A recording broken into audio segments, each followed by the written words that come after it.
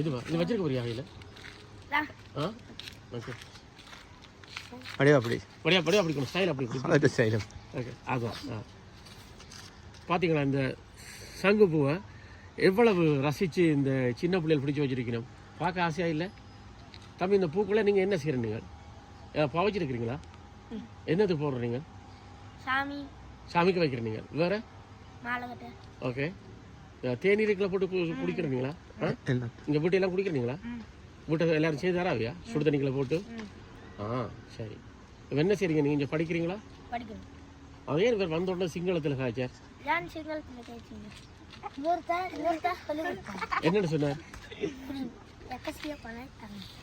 எப்படி என்னன்னு சொன்னார் ஒரு ரகசியமா சொன்னாரா அவ என்ன இவர் சிங்களத்தில் காய்ச்சார் ஏன் சிங்களத்தில் காய்ச்சிங்க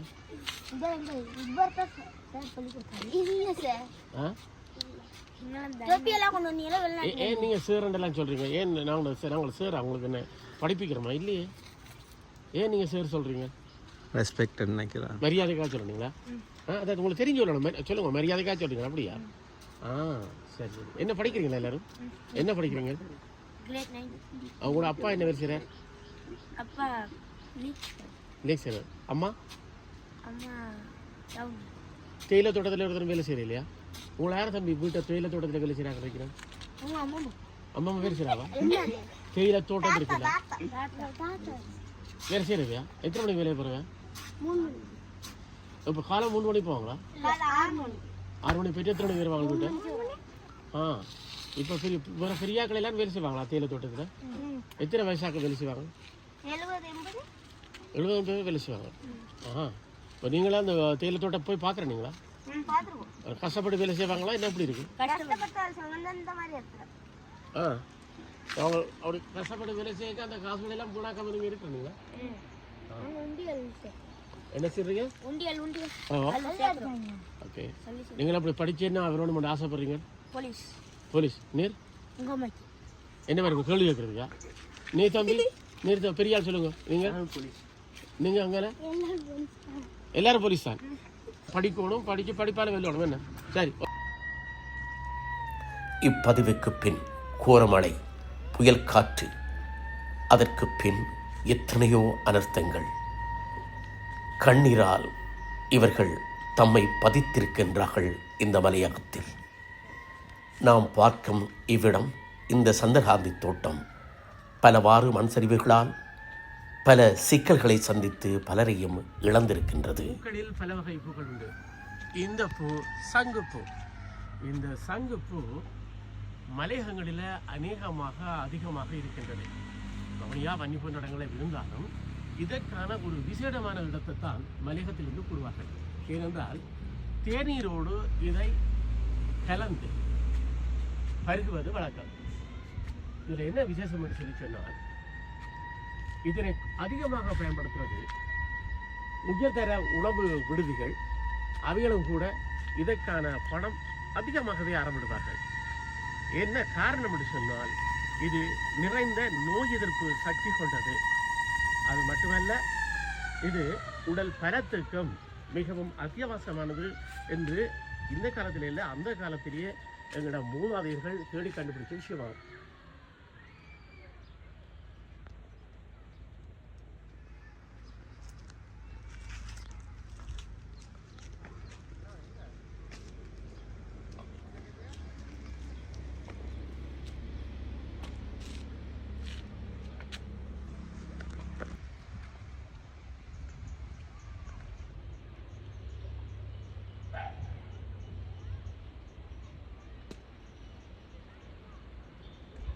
நூறலிய மண்ணின் அழகு, மலை மீது நதி தாவி அருவிகள் தேடும் என்று ஈழத்திரத்தின் பாடலுக்கு அமைந்தது போன்றே இந்த நூறலிய மண்ணின் அந்த மலையுரங்களில் தேயிலை தோட்டங்கள், வாழைகள், மரக்கறி வகைகள் என அழகுபடுத்துகின்றன இந்த நிலத்தை.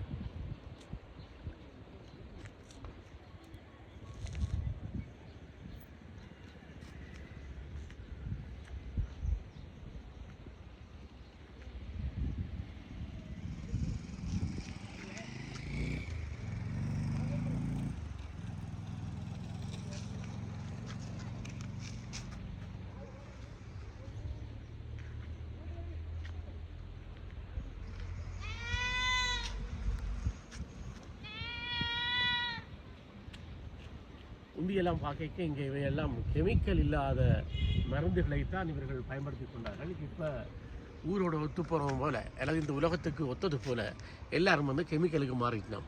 அப்படித்தான் இன்றைக்கு தேயிலை தோட்டங்களும் கூட கெமிக்கல் கலக்கப்படுகின்ற ஒரு வேதனையான உண்மையும் இருக்கின்றது. அதே போல் மரக்கறிகளுக்கும் கூட.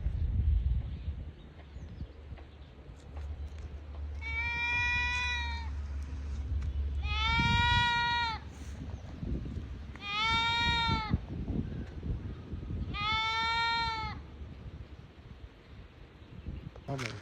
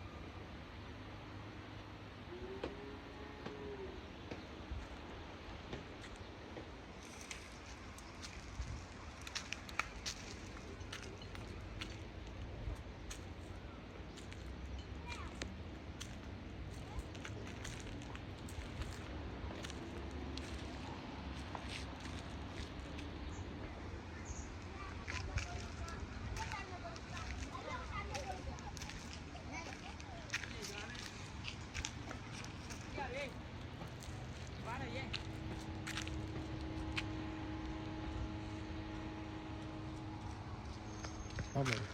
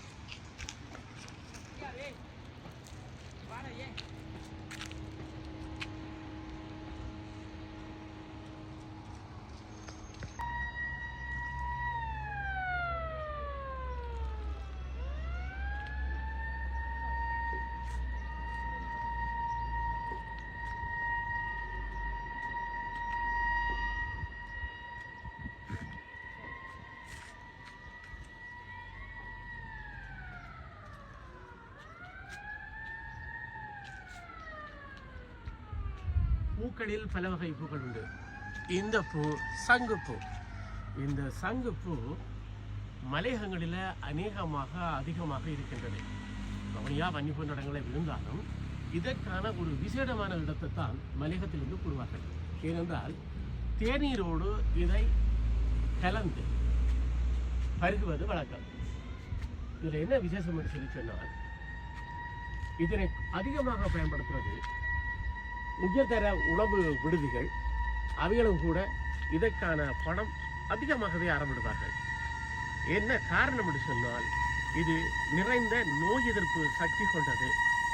அது மட்டுமல்ல, இது உடல் பலத்துக்கும் மிகவும் அத்தியாவசியமானது என்று இந்த காலத்தில் இல்லை, அந்த காலத்திலேயே எங்களோட மூதாதையர்கள் தேடி கண்டுபிடிச்ச விஷயமாகும்.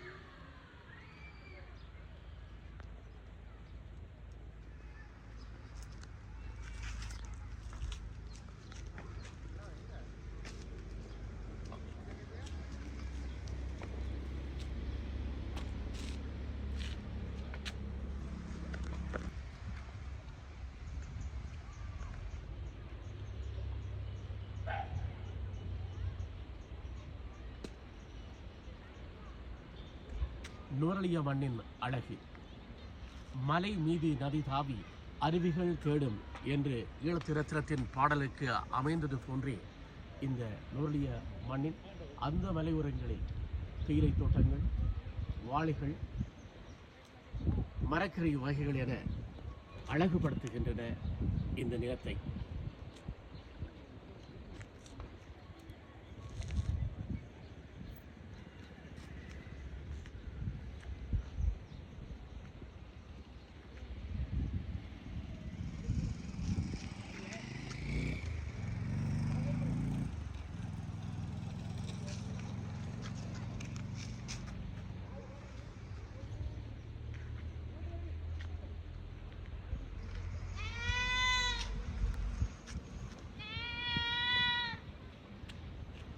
உண்டியெல்லாம் பார்க்க இங்கே இவையெல்லாம் கெமிக்கல் இல்லாத மருந்துகளைத்தான் இவர்கள் பயன்படுத்தி கொண்டார்கள். இப்போ ஊரோட ஒத்து போகிறவங்க போல, அல்லது இந்த உலகத்துக்கு ஒத்தது போல எல்லாரும் கெமிக்கலுக்கு மாறிட்டோம். அப்படித்தான் இன்றைக்கு தேயிலை தோட்டங்களும் கூட கெமிக்கல் கலக்கப்படுகின்ற ஒரு வேதனையான உண்மையும் இருக்கின்றது. அதே போல் மரக்கறிகளுக்கும் கூட. கண்ணீர் அஞ்சலி, ஆழ்ந்த இரங்கல், மனதனை இந்த அழகிய பூமி நுவரெலியாவில் இருக்கின்ற சந்திரகாந்தி தோட்டம். இங்கே வாழ்ந்தவர், எம்மை வரவேற்றவர் திரு கதிர்காமம் லிங்கேஸ்வரன் கடிராஜா என்று அழைக்கப்பட்டவர் இன்று மரணமாகிவிட்டார். இச்செய்தியானது பெரும் மனவேதனையை தருகின்றது. வரவேற்கும் உள்ளம் கொண்டவர், பண்பாட்டாளர், ஒரே ஒரு மகள் நித்யா, அவரையும் ஒரு கற்றவளாக வளர்த்தவர் இறந்துவிட்டார்.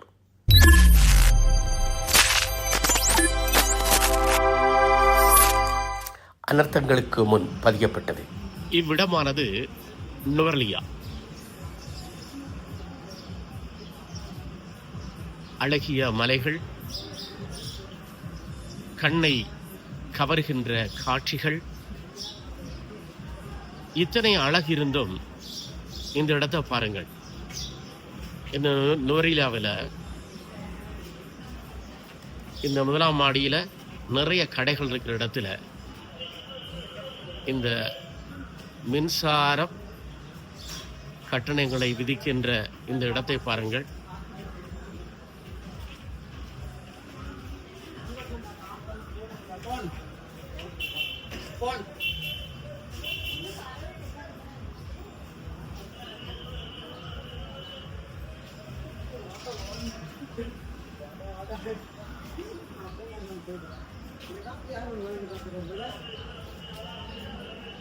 இந்த படியோரங்களில் இருக்கின்ற இந்த அழுக்கு பாருங்கள்.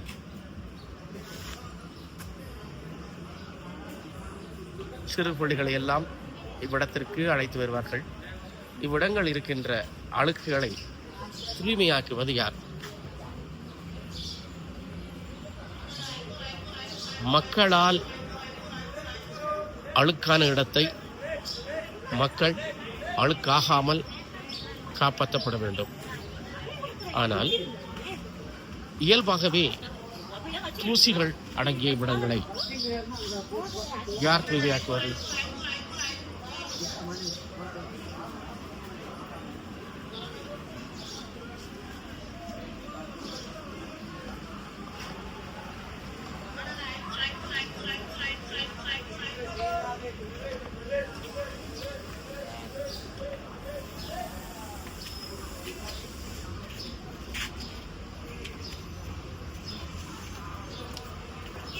எவ்வளவு மாற்றம் கண்டாலும் இந்த தூய்மை என்கின்ற விடயத்தில் எந்த அரசு வந்தாலும் இதே நிலைதான் போன்று. நுவரெலியாவின் கடைகள் நிறைந்த பகுதி.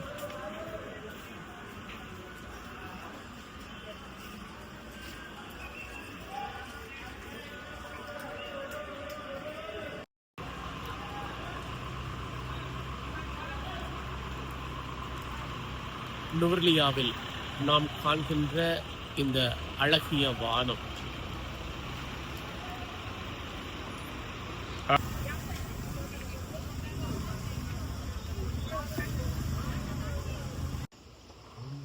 நுவரெலியாவில் ஒரு வீட்டுக்குள்ளே அவர்கள் தமக்கு தேவையான மரக்கறி வகைகளை உண்டாக்கி வருகின்றார்கள்.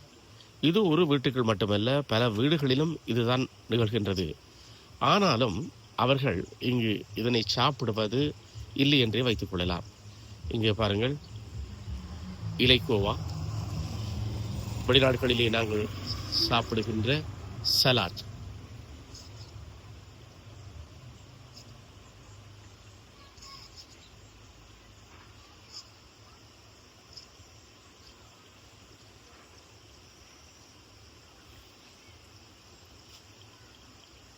இன்னொரு புறத்தை பார்த்தீர்கள் என்றால், அதி தூரத்திலே உள்ளவர்கள், அந்த முன் பக்கத்தில் உள்ளவர்கள் வாழை வளர்த்திருக்கிறார்கள்.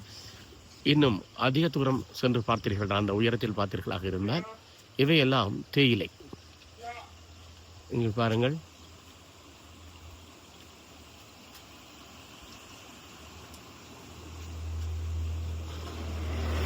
உங்கள் கண்களுக்கு தெரிவது தேயிலை தோட்டம்.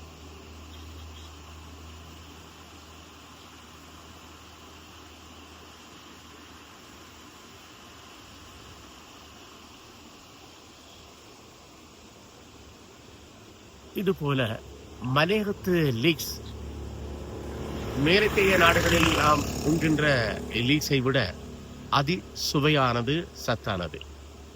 இதனையும் இவர்கள் அதிகளவு உற்பத்தி செய்கின்றார்கள். அதனும் கூட இவர்கள் சாப்பிடுவது கிட்டத்தட்ட இல்லை என்றே வைத்துக் கொள்ளலாம். இதனை இவர்கள் வியாபாரத்திற்காக கொழும்பு, யாழ்ப்பாணம் போன்ற பகுதிகளுக்கு அனுப்பி வைப்பது வழக்கமாக இருக்கின்றது. புதினா இலை, புதினா இலை என்றால் புரியாணி ஞாபகத்துக்கு வரும். பிரித்தானியர்களாலும் அரசாங்கங்களினாலும் அரத்தங்கிடனாலும் காலம் காலமாக அனுபவித்த துன்பத்தைத்தான் அண்மையிலும் அனுபவித்தார்கள் கண்ணீர் அஞ்சலி. மீண்டும் ஜாதிடம் எழ இறைவனை வேண்டுகின்றோம்.